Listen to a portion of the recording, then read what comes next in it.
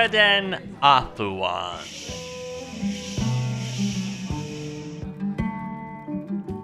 Every tale has its dark side, my friends. Even so noble a hero as Moriden did not always help the people. Do not take this as truth, but there are rumors that he worked for a time for the Thieves Guild of Skyrim. So sorry to miss the beginning of the evening tale, my friend. What did I miss? Though none alive would dare to besmirch Moriden's name, the rumors persist. Some claim that he finally fell to greed and avarice. Others, that he was forced into serving their desires. Oh. Well, of course it would be this part. Should have realized. Not like there's a great deal of my story left to tell. Despite what seems evidence that cannot be explained away, yet others claim that Moriden became one of the greatest of thieves, not for personal gain, but to once again save the people of Skyrim from the darkest of horrors. Oh, that's rich. The darkest of horrors. Seriously. The only thing I saved anyone from during that time of my life was the burden of a full purse. The rumors, I'm afraid, are true, my friend. So, though they are only the darkest of slander, dear listeners, gather round once more and hear the tale of the greatest of thieves. For it to be slander, it would have to be intentionally wrong. Much of this tale is right, but they won't give you the details. You know how much I enjoy a good tale in a good tavern. So let me save you the pain of listening to the drivel. Far enough from the rest of the people here that I can tell you how it really happened. Because the truth of it... The truth is not what the bards would have you believe.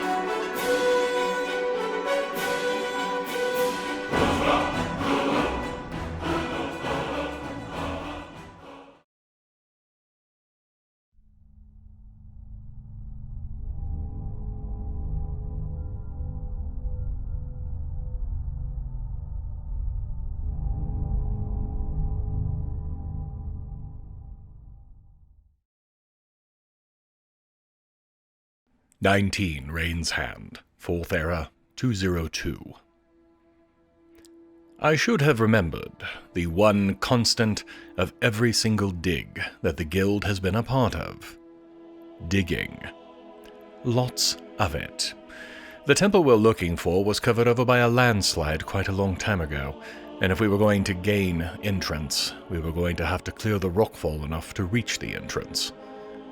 We spent the day going until just after sunset, when the lack of lighting made continuing dangerous, breaking down and clearing out the rock slide. We were encouraged, though, by what we were finding.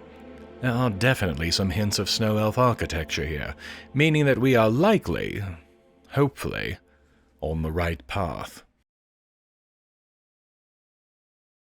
20 Rain's Hand, 4th Era, 202. After another 8 hours, we had cleared enough to be able to approach what was certainly an entrance. I wanted to go in alone, but the rest of the guild want their revenge as well, though they mask it behind searching for knowledge still. A thin veneer, but if it helps them get through the grief, then I will say nothing. I pulled out my bow and cautioned them all to silence and stealth.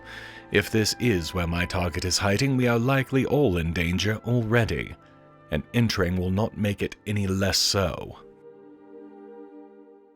We pushed slowly into the cave, and discovered that Kaya had been right, though he places most of the credit at Aryen's feet. This is the Temple of Trinimac, and it had Falmer crawling all over it. The temple entrance was inaccessible from where we emerged, so we explored the cave, slowly and carefully, eliminating the Falmer as we encountered them. Eventually, we found a ladderway that led up to the entrance itself, and found that we had another, bigger problem. The door was locked by some kind of mechanism on the dais in front of it.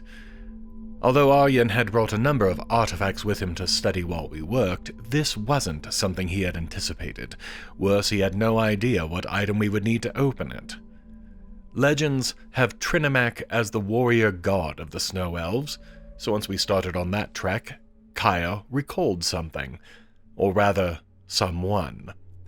The Snow Prince was a devout follower of Trinimac as best we know from writings. His tomb is on Solstheim, where the Neravarine had once found it. Before they departed for Akavir, though, they returned many of the artifacts they had found to their original locations and designated caretakers for them, which means, if we want in, then I have to return to Solstheim and locate the tomb and spear of the Snow Prince. And naturally, while I was off doing the hard work, they would remain here, and hold down the fort, as Kaya put it. Lovely. 21 Rain's Hand, 4th Era, 202. After departing the temple, I made my way first to Lake Ilinalta, where, on an island in the middle of the lake, I found the Lady Stone. No visitors or local wildlife was nearby, making the sketch easy to obtain, and taking little of my time. From there, down and around Falkreath, through the ruins of Helgen, and across the pass into the Rift. Bathalft, the home of the Aetherium Forge, though none alive but me has the knowledge to use it, or for that matter, the ore to create Aetherium in the first place, also has one of the convectors that I sought.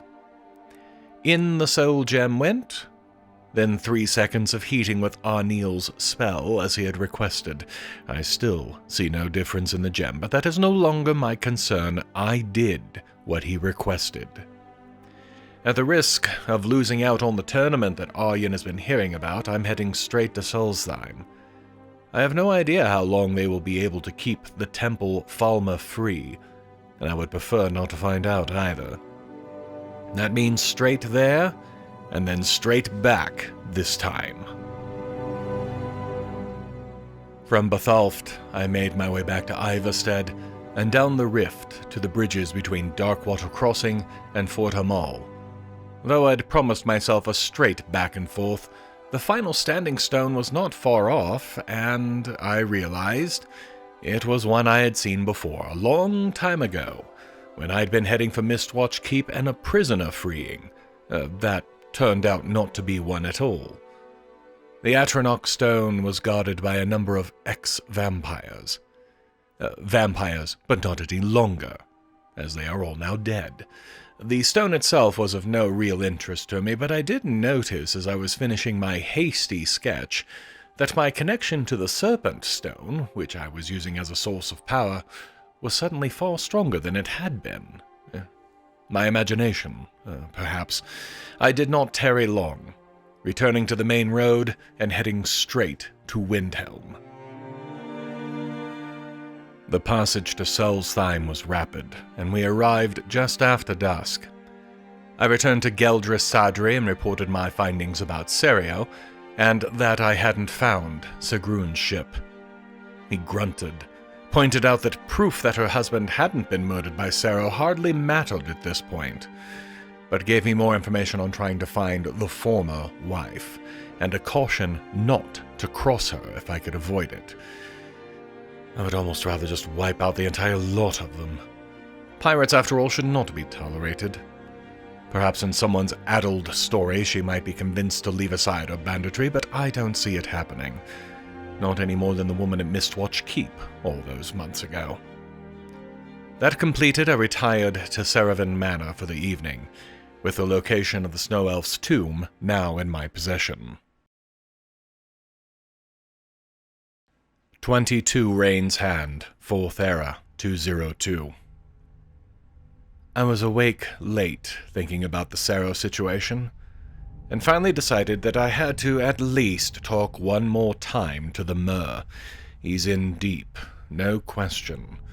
And I still had no idea why this had become the situation that it had. The note that Geldis had given me pointed back to Glowstone Keep, which at least made sense, so it was there that I went. Sero was there, and Geldis had followed me. The two are working together, though it seems to be a somewhat uneasy alliance. Geldis is trying to keep the town safe in general, and Sero, well, he wants that too, but is more concerned about the pirates being on their way. In the middle of that discussion, we were interrupted by about 7 mercenaries, some of whom I had seen before. The discussion was pointed, enough so that their blood was leaking from their corpses when it was over. Sero is now convinced that I'm on his side in this mess. He knows that Sigrun and her pirates are coming, and he has sent me to warn Captain Veldis, which means that the Snow Elf Prince will get to rest slightly longer, I suppose.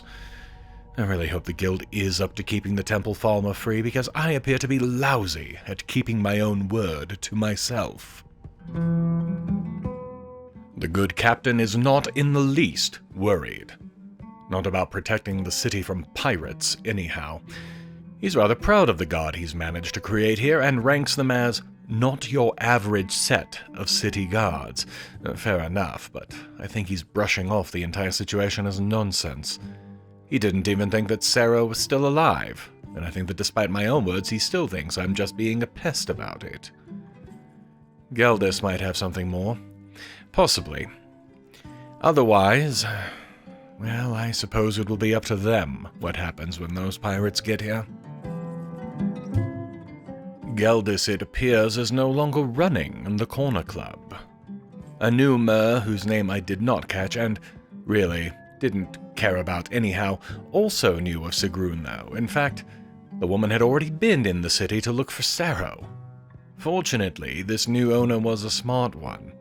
Drew her knife and then pretended to cave in and told her that Sero was in Tel Mithrin.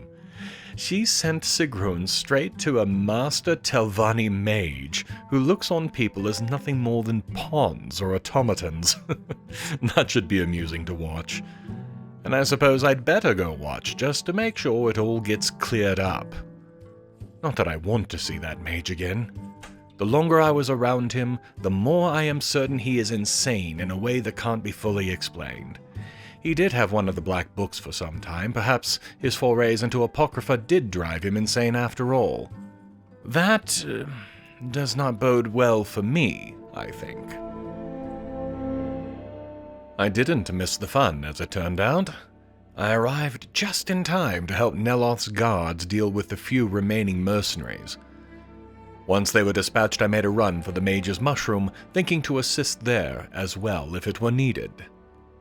It was not. I'm not even sure how aware Neloth was that his mushroom tower was under attack. After a quick discussion in which he reported having no idea what I was talking about where pirates were concerned, he agreed to do a more specific divination to attempt to locate Sigrun. Then, once he had his answer, he, without telling me or asking me, teleported me to whatever location it was he had divined was the proper one. Thanks. Appreciate that. I appeared, literally, on a small island just off the coast near Raven Rock. The lone other occupant was a mercenary who looked rather worse for wear. He's also a pretty bad liar, even when his own life was clearly about to depart. According to him, he gave as good as he got, though if that were true, I'd expect about twice as much blood on him than there already was. Why he told me anything at all is beyond me, but he did. The fighting is still going on in Glowstone. I left him to bleed out. No reason to add insult to injury. Besides, if he doesn't die in combat, I don't think he gets Sovngarde, and I would hate to burden them with this sorry sack of flesh. I didn't give the mercenary enough credit. Sero was in trouble when I got to him, though my killing 4 others who had yet to attack is what likely ended up being the difference.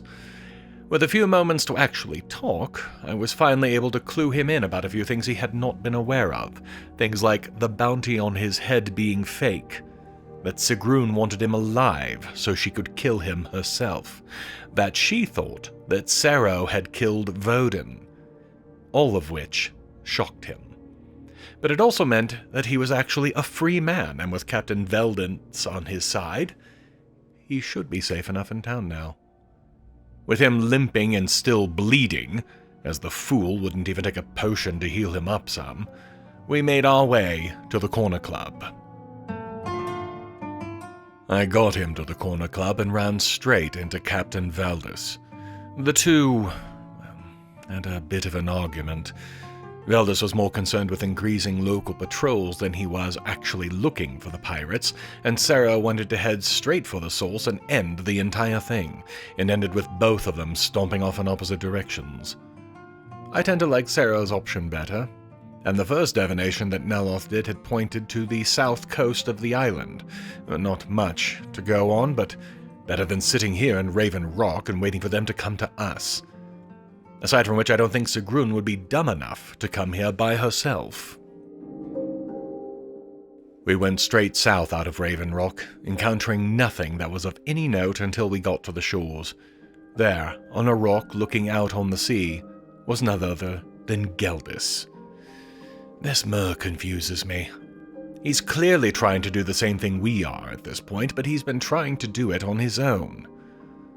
That, however, is now a thing of the past. The 3 of us are acting as one now, and Geldis knew where the pirates were supposed to be at. A place called Frossel, on the northeast coast. We won't reach there tonight, I think, but we could easily set up camp not too far down the coast and catch them in the morning. The classic hit them at dawn maneuver. And hopefully, that will end this entire thing. 23 Rain's Hand, 4th Era 202. We camped about half a mile down the shore, as planned.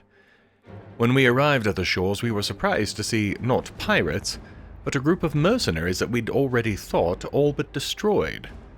They had enough left to put up a fight, and a large one. What they did not have, though, after it was all over, was anything to give us a lead. We went further up the coast and found a wounded Argonian. He was almost dead, and it was clear, after trying to talk to him, that he was a member of Sigrun's crew. Not that it helped much. He didn't have much to pass on to us, though he tried. We got a cryptic clue, and then Geldis had enough and slit the lizard's throat. We're heading back to Glowstone. We 3, we need to talk. We are obviously not on the same page here. We were expected. I didn't realize they were there until I slept into the building Sero had been living in these last months. As soon as I did, the bars went up behind me and cut me off from both Geldis and Sero, and out walked Sigrun and Ramodo. I'd never known his name to this point, but he's basically the real mercenary leader, the one who's been taking orders from Sigrun from the beginning. I tried reasoning with her. That was pointless. She left, leaving Ramodo to keep an eye on us all. He, though, was more reasonable. With her eyes on him, he wouldn't dare do a thing, but as he walked off, a key fell out of his hands, one that would let me escape. Though to do what, I hadn't been able to determine just yet. The key opened a trap door that was hidden behind a Draugr throne. I slipped out and started looking for a way out, and the path was as twisting a one as I've ever seen. The first place it led was to a large underground Dwemer ruin, populated mostly by either spider automatons or the bigger and far more deadly centurions. To make it worse, most of the path and bridges had long since collapsed, requiring a bit of exploration and pathfinding to find a way around the gaps. Hours it took, and I kept thinking about two things: the two I had left behind, and the guild back on the mainland, who were still waiting for me to return. More the latter, really. How did I let myself get caught up in this mess? Finally, as day was nearing its end, I emerged from the ruins into, of all things, a home's basement. A few reavers had the distinct displeasure of watching me come out, and once they had been dealt with, I exited the basement and emerged on the shores, and was greeted by the sight of a large ship that had not been there before. Clearly, the place I was going. Late though it was, I couldn't risk waiting. I slipped into the freezing waters and hoped that I would make the ship before I lost to the cold. The ship was further away than I had thought it was. As I drew closer, I realized I wasn't the only one out here. There were 3 smaller ships, all fighting each other. The Redarin Guard were aboard 2 of them, and the third populated by pirates. That didn't last long. I got into the guard ships in time to help out with the final pirates and found, to my surprise, Geldis leading the charge. We caught up. He'd escaped while Sero had been busy killing guards, 6 of them before he was subdued and taken aboard the ship that was nearby. Geldis didn't think that he could take the ship with the men he had left, and wanted to go talk to Neloth, see if the wizard would be willing to assist. Me? I'm not waiting that long. I warmed up enough that I thought I would be functional, then jumped back into the water to swim for the pirate ship. The ship was all but deserted, and the reason for it was quick to be revealed. I'm working under a timer. Geldis was allowed to escape, according to a note I found in Sigrun's hand. She wanted him free to do exactly what he's doing now, getting Neloth to attack the ship, killing Sero and her entire crew in one swoop. Working quickly, I convinced the crew to assist. I think they'd been expecting her to turn on them, and the fact that I'd been a thorn in her side the entire time must have convinced them I was speaking truth. In the hold, I found Sero, along with Ramodo, who was no hope at all, and an old Orzamer. I was in the middle of talking them both down when the expected attack from Neloth began. It was a race to the top deck once it did. After I freed Sero, of course. I remember finding the door to the main deck melted and unable to be opened. I remember panicking as the flames intensified, as I saw more and more flame atronauchs setting the ship ablaze. Shudders through the timbers as casks of oil exploded. The ship heeling over as water began to rush inside. I ran from the flames and ended up in the captain's room. A single, desperate idea, and I crashed through the stern windows. When I awoke, I was on a small island on the west side of Solstheim. Almost everyone had survived, somehow. Sero said he was heading back to Raven Rock, but I still wanted Sigrun. Badly.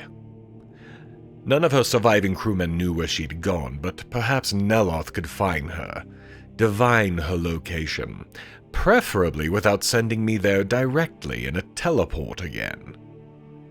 This has gone on long enough.